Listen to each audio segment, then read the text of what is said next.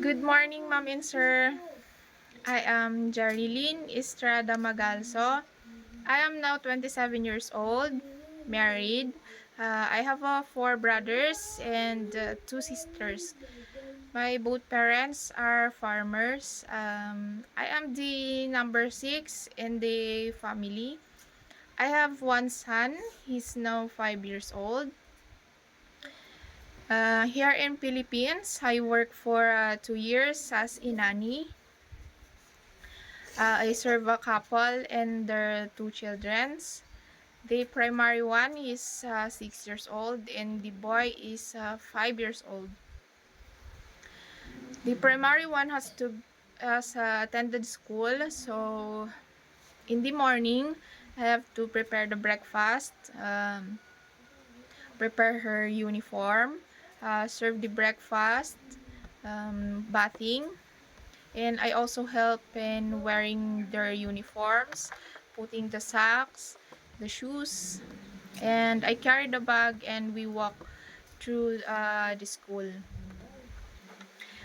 In the lunch, I have to pick up her and taking again her into her school. In the afternoon, I have to pick up again and my duties in the baby are making milk, cleaning the bottles, changing diaper, taking bathing, and changing clothes.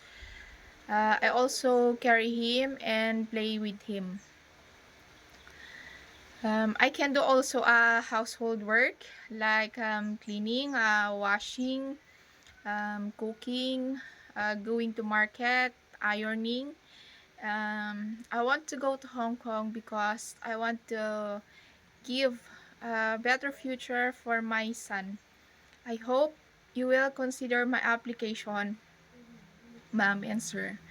I am a hardworking person, polite, responsible, trustworthy, honest, and also I can teach your children in speaking English.